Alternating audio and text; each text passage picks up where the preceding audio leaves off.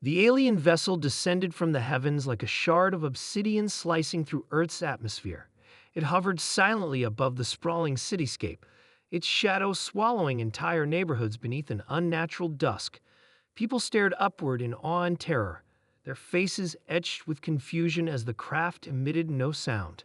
No roar of engines, no crackle of energy, just silence.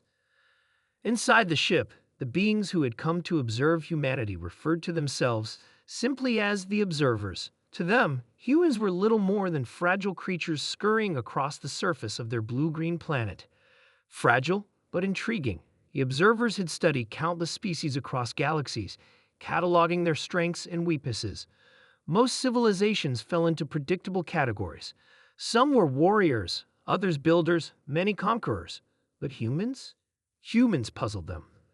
They are so breakable, one observer remarked, tilting its elongated head as it analyzed data streaming across translucent screens.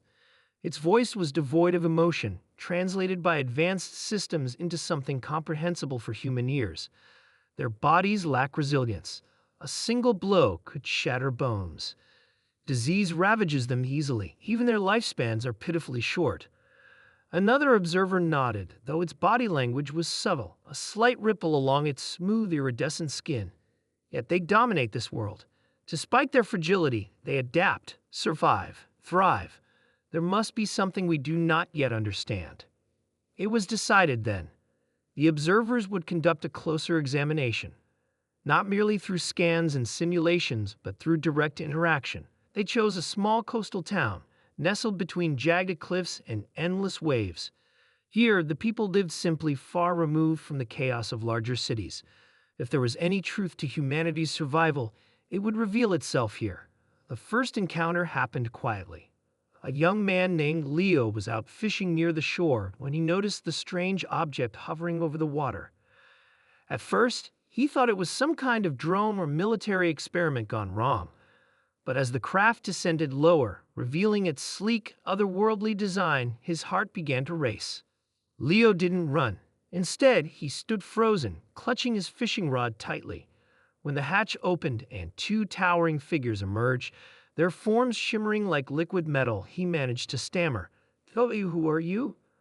The aliens did not respond verbally. Instead, they extended long, slender appendages that glowed faintly at the tips. Before Leo could react, the appendages touched him lightly on his temples, and suddenly images flooded his mind, not words, but impressions. He understood they were curious. They wanted to know about him, about them.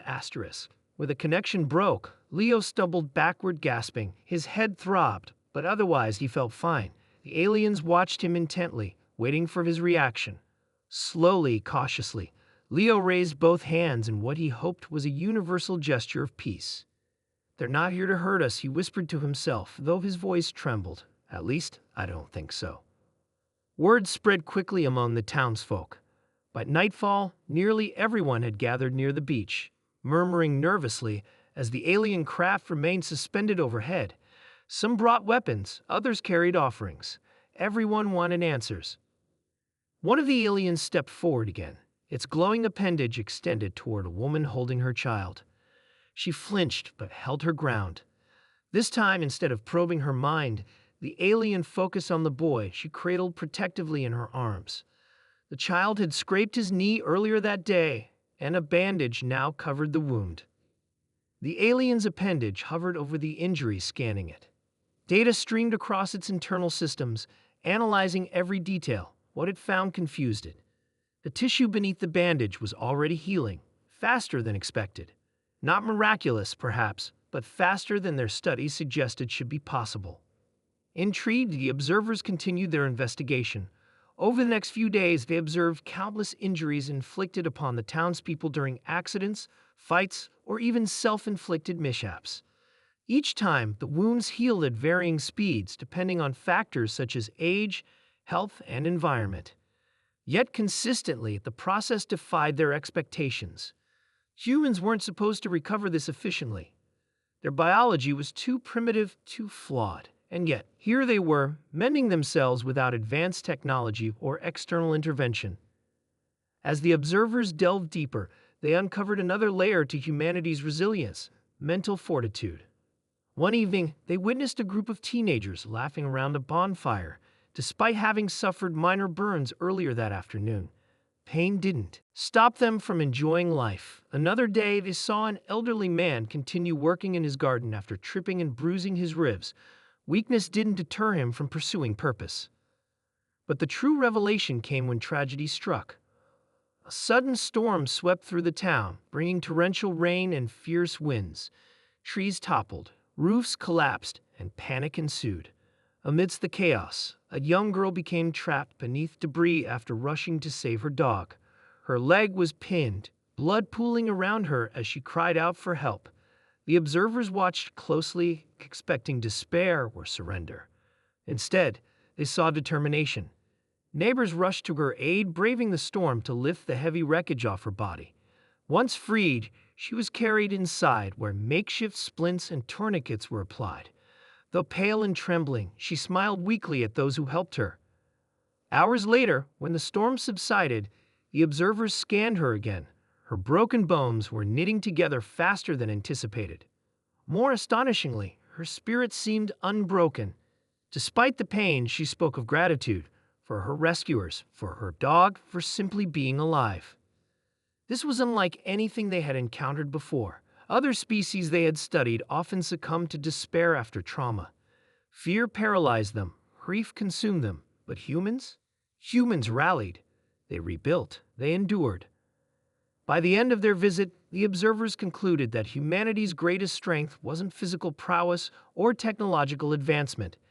It was their ability to heal, not just physically, but emotionally and collectively. Every scar told a story of survival. Every act of kindness reinforced their bonds. Together, they formed a tapestry of resilience unmatched by any civilization the observers had ever known.